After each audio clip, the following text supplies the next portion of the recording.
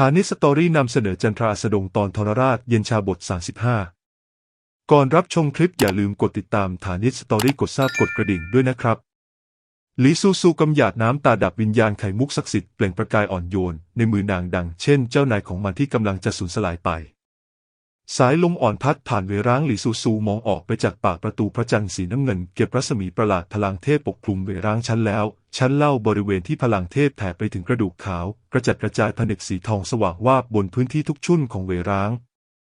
เหล่าปีศาจโผล่หัวออกมาอย่างประหลาดใจแผดเสียงร้องโหยหวนโกววิพูดจี้เจ๋อกำลังจะสูญสลายเขายืนหยัดไม่ไหวนานแล้วการสิ้นเปลืองพลังเป็นหมื่นปีทำให้เขามิอาจเฝ้าเวร้างได้อีกต่อไปทำได้เพียงมองดูปีศาจหลบหนีออกไปอย่างไร้เรี่ยวแรงก่อนที่เขาจะแตกดับได้กระจายวิญญาณเทพออกไปเพื่อเสริมความแข็งแกร่งให้ผนึกในเวร้างเป็นเช่นที่เขาบอกผนึกนี้อย่างมากก็อยู่ได้เพียง3 ปีเท่านั้น3 ปีให้หลังเมื่อขาดการพิทักษ์จากเทพพยามารฟื้นตื่นเมื่อใดเหล่าปีศาจย่อมรุดออกจากเวร้างใต้ล่าโกลาหลจุดแสงสีขาวตกลงบนมือของลิซูซูนางถูกพลังนุ่มนวลคุ้มหนึ่งยกตัวขึ้นโกววิเอ่ยจี้เจ๋อจะส่งท่านกับเด็กน้อยผู้นี้ออกจากเวร้างเป็นเช่นที่โกววิว่าลิซูซูเห็นทิวทัศน์ในเวร้างห่างไกลออกไปทุกทีจันทราปีศาจสีน้ำเงินดวงนั้นค่อยๆอ่อนแสงลงผนึกสีทองกระพริบแสงเมื่อตระหนักถึงการแตกดับของเทพปีศาจนับไม่ถ้วนในเวร้างพยายามจะหนีออกมารวมถึงซื่อหนีใบหน้านางฉายความยินดีอยากจะพุ่งออกจากรอยแยกเวร้างเช่นกันพลังเทพสีทองขุมหนึ่งแผ่กระจายไปในเวร้างอย่างมิอาจต้านทานปีศาจทั้งหมดไม่อาจขยับเขยื้อนมีเพียงพลังเทพบนตัวลิซูซูเท่านั้นที่อ่อนโยนภาพสุดท้ายที่นางเห็นก่อนหมดสติไปคือเหวร้างห่างไกลออกไปมากขึ้นทุกทีนางตกลงไปในรอยแยกพลังเทพของจี้เจ๋ออบอุ้มนางไว้สกัดลมสลาตันที่พัดอยู่ในรอยแยกส่งนางออกจากเหวร้างรอยแยกสาดแสงสีทองและปิดลงช้าๆนอกเหวร้างเป็นบรรพตเทียนซาในดินแดนเหนือสุดหิมะและน้ำแข็งปกคลุมทอดสายตามองไปเห็นแต่สีขาวโพลนลมในรอยแยกรุนแรงเกินไปลิซูซูนอนอยู่บนพื้นน้ำแข็งอย่างไม่ได้สติโกววิร้องเรียกเจ้านายน้อยตื่นเร็วเข้าเปลือกตาของลิซูซูขยับไหวก่อนจะลืมตาขึ้นนางเห็นทัศนียภาพที่สะท้อนเข้าสู่สายตาก็รู้ว่าออกมาจากเวร้างแล้วข้างกายมีร่างเด็กเย็นเฉียบนอนอยู่เป็นเด็กน้อยที่ลิซูซูช่วยมาจากเงื้อมมือของปีศาจงูเด็กน้อยใบหน้าขาวซีดมือกำชายเสื้อของตนแน่นยังไม่ฟื้นขึ้นมาโกววิกล่าวลมในรอยแยกของเหวร้างรุนแรงเกินไปร่างกายเขาไม่แข็งแรงต่อให้ได้รับการปกป้องจากจี้เจ๋อก็ยังรู้สึกทรมานลิซูซูประคองเขาขึ้นมาเพิ่งจะมีเวลาสังเกตเด็กน้อยตอนนี้เองรูปโฉมของเขาผุดผ่องน่ารักใบหน้าเต็มไปด้วยความอ่อนเยาว์ไร้เดียงสาลิซูซูพิจารณาเด็กน้อยอดพูดขึ้นไม่ได้น่ารักกว่าฐานไถจิ้นสมัยเป็นเด็กตั้งเยอะโกววิเห็นด้วยอย่างยิ่งก็นั่นน่ะสิ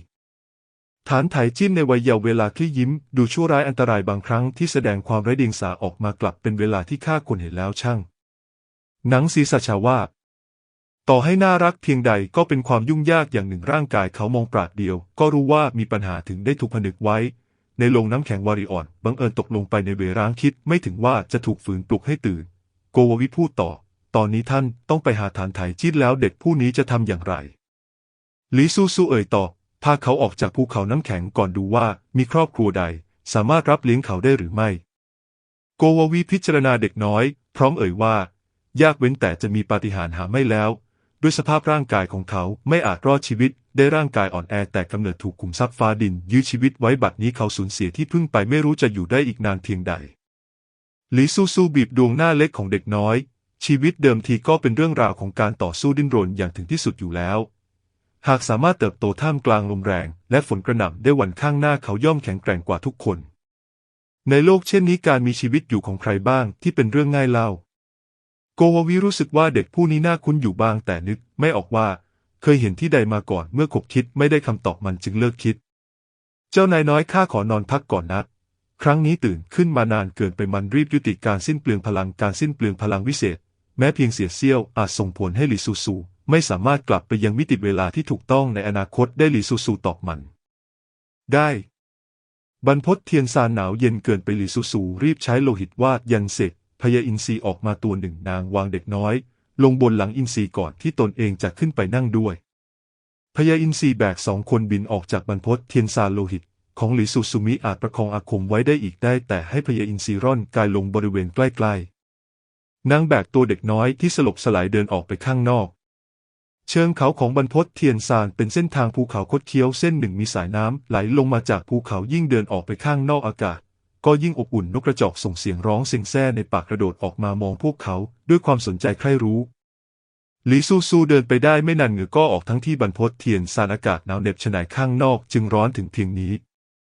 เด็กชายตื่นขึ้นมาในเวลานี้เอง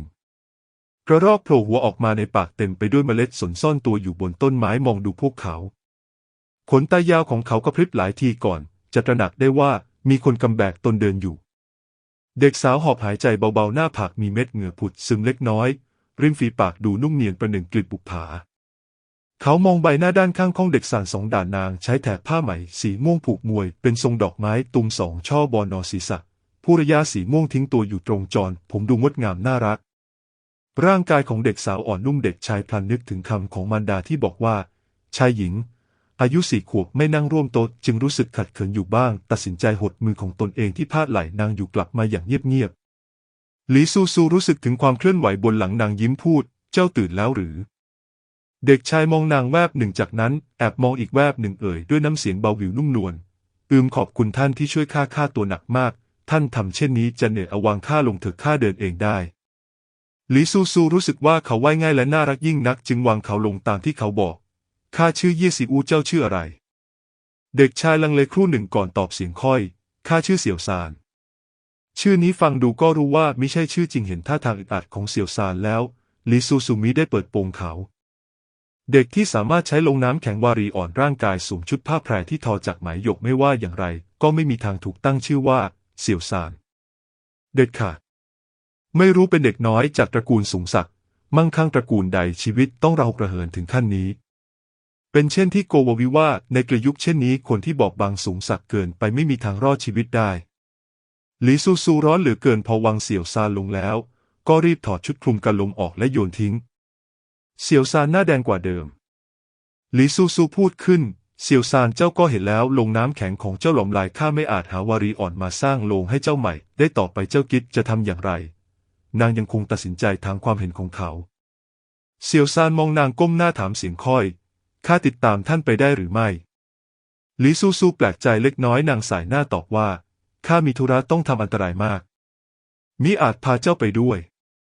ปลายนิ้วของเสี่ยวซานเป็นสีขาวเพียงว่าไม่เป็นไรเขาก็รู้ว่าตนเองเป็นตัวปัญหาหากเขาดื้อดึงไม่ยินยอมหลีซูซูยังสามารถแข็งใจได้แต่เด็กผู้นี้ว่าง่ายเกินไปแล้วทำให้หลีซูซูเกิดความรู้สึกผิดในใจโชคดีที่นางกระจ่างแจ้งว่าตอนนี้มิอาจตัดสินใจโดยใช้อารมณ์หากตกไปอยู่ในมือฐานไถจิ้นแม้แต่เพียงหลานยังอยากตายนับประสาอะไรกับเด็กน้อยอ่อนแอผู้หนึ่ง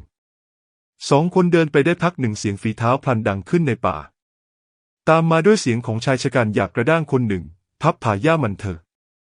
นี่มันโลกบ้าบออันใดกันกองทัพแคว้นโจจะบุกปล้นหมู่พวกเราอยู่แล้วหากไม่เพราะเหล่าจือล่าสัตว์เป็นปานนี้อดตายไปนานแล้ว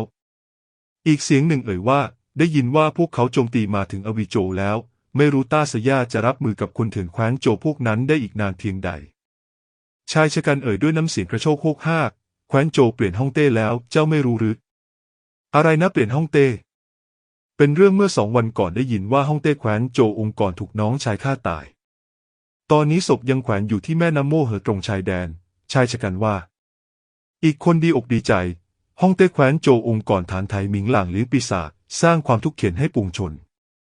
ตอนนี้เปลี่ยนฮ่องเต้แล้วฮ่องเต้องค์ใหม่คงไม่โหดเหี้ยมเหมือนฐานไทยหมิงหลางกระมัง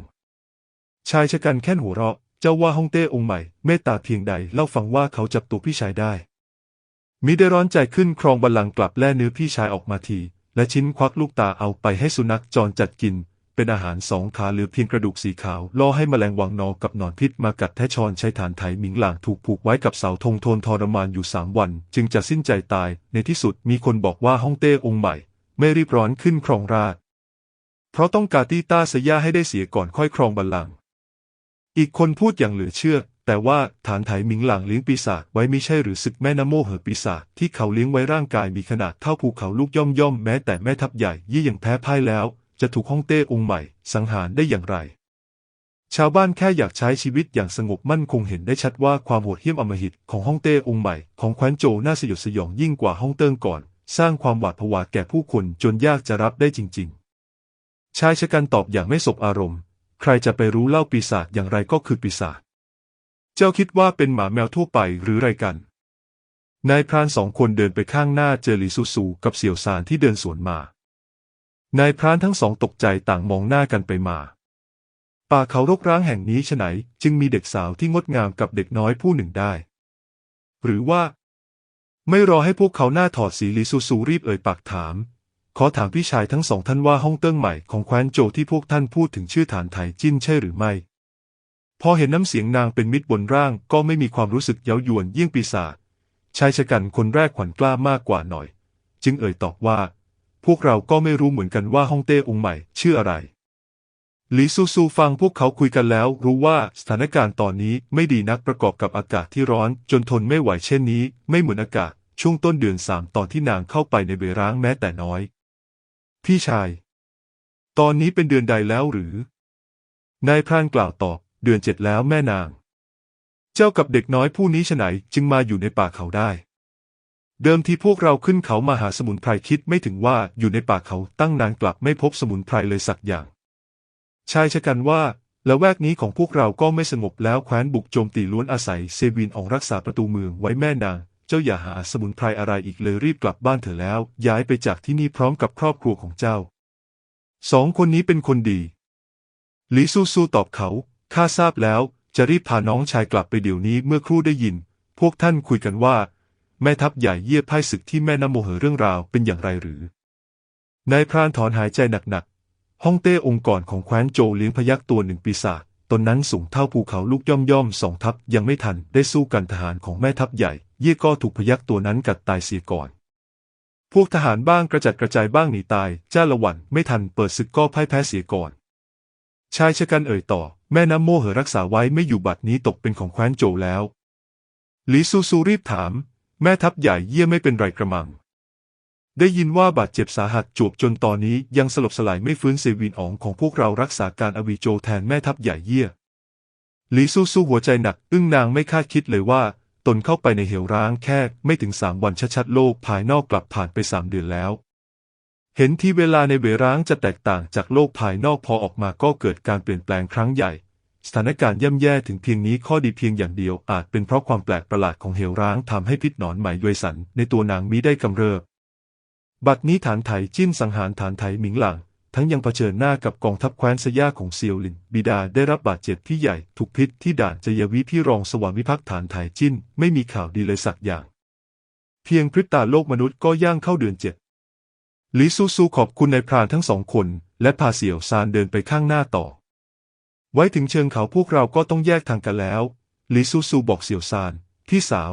ต้องไปอวิโจกำลังทำศึกมิอาจพาเจ้าไปด้วยได้ถึงเวลาข้าจะหาครอบครัวดีๆให้กับเจ้าเสี่ยวซานมองพื้นอย่างห่อเหี่ยวผิดหวังล้วนเป็นเช่นนี้ทุกครั้งบิดาจากเขาไปอย่างเงียบๆมารดาก็มาหาเขาน้อยครั้งภายหลังบอกว่าจะไปสถานที่อันไกลโพ้นบัดนี้เด็กสาวตรงหน้าก็จะจากเขาไปเช่นกันเสี่ยวซานพูดท่านรักษาตัวด้วยเขาเคยชินกับการจากลาแล้วไม่รู้ว่าร่างกายนี้จะมีชีวิตอยู่ได้ถึงวันใดปีใดพี่สาวดูแล้วมิใช่คนธรรมดานางไปทำการใหญ่ย่อมมิอาจพาเขาไปด้วยอยู่แล้ว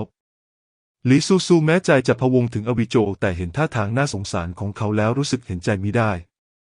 นางเด็ดใบไผ่มาใบหนึ่งหยดเลือดลงไปเปลี่ยนใบไม้กลายเป็นวิหกน้อยสีเขียวอ่อนตัวหนึ่งนางวางวิหกสีเขียวลงบนฝ่ามือของเสี่ยวซานอย่าเสียใจไปเลยของสิ่งนี้มอบให้เจ้าวิหกสีเขียวถูไถตนเองกับเสี่ยวซานอย่างน่ารักเสี่ยวซานเม้มมุมปากดวงตาฉายแววตื่นเต้นยินดีประปรายให้ข้าจริงๆหรือหลีซูซูยิ้มตอบเสี่ยวซานเอ่ยถามอย่างระมัดระวังมันจะอยู่เป็นเพื่อนข้าตลอดไปหรือหลีซูซูสายหน้าใบไผ่ใบหนึ่งสิ้นเปลืองพลังวิเศษไม่มากเป็นสิ่งมีชีวิตที่นางอาศัยพลังของบุพาเหนือพิภพเสกขึ้นมาหากนางตายไปวิหกน้อยตัวนี้ก็จะกลับกลายเป็นใบไผ่ดังเดิมเสี่ยวซานเห็นนางสั่นศีรษะเขาหมลอยครู่หนึ่งเอ่ยเสียงเบาทว่าหนักแน่นข้าจะทนุถนอมมันให้ดีวิหกน้อยส่งเสียงร้องชิบบินไปเกาะไหล่ของเสี่ยวซานในเมืองโม่เหอเด็กหนุ่มในชุดดำเอนกายอยู่บนบัลลังก์เขานั่งอย่างเกียจคร้านตรงหน้ามีพยัคฆ์ตัวหนึ่ง หมอบอยู่เด็กหนุ่มปลายตามองขุนนางใหญ่ ในห้องโถงที่ถูกมัดตัวอยู่อย่างเย็นชาขุนนางใหญ่ ถูกบังคับให้คุกเข่าโจรกบฏเจ้าสังหารองค์เหนือหัวไม่คู่ควรที่จะเป็นองค์เหนือหัวคุณใหม่วันนี้ต่อให้พวกข้าต้องตายก็ไม่มีทางยอมจำนนให้กับเจ้าดูหมิ่นฮ่องเต้แคว้นโจวเช่นนี้จิตใจโหดเหี้ยมชั่วร้ายต้องไม่ได้ตายดีแน่พวกเขามีจำนวนมากล้วนเป็นคนสนิทของฐานไถหมิงหลางในแคว้นโจวทั้งยังติดตามฐานไถหมิงหลางมาหลายปีเวลานี้ทุกคนต่างไม่ยอมรับฐานไถจิ้นที่ก้าวขึ้นสู่ตำแหน่งด้วยวิธีการอันมิชอบข้างนอกฐานไถหมิงหลางยังถูกตรึงอยู่บนเสาธงนับแต่โบราณจวบจนปัจจุบันยังไม่เคยเห็นฮ่องเต้ที่มีสภาพอนาถถึงเพียงนี้มาก่อนเดรัจฉานน้อยตรงหน้าผู้นี้มิใช่มนุษย์จริงๆปัญญาชนให้ความสำคัญกับศักดิ์ศรีหากพวกเขายอมจำนนต่อโจรกบฏผู้นี้อีก1,000 ปีให้หลังตำราประวัติศาสตร์จะบันทึกว่าอย่างไรเมื่อคิดถึงตรงนี้พวกเขาก็ยิ่งฮึกเหิมกว่าเดิมราวกับกลด่าฐานไถจิ้นมากขึ้น1 คำก็จะรู้สึกสาแก่ใจมากขึ้น1 ส่วนเสียงสบทด่าดังขึ้นอย่างต่อเนื่องภายในตำหนักเต็มไปด้วยเสียงเอะอะจอขุนพลหลายคนของเผ่าอีเยี่ยมองฐานไถจิ้นเหงื่อเย็นไหลรินลงมาก่อนจะจากกันถ้าชอบก็ฝากกดติดตามฐานิชสตอรี่กดซับกดกระดิ่งเพื่อไม่ให้พลาดคลิปถัดไป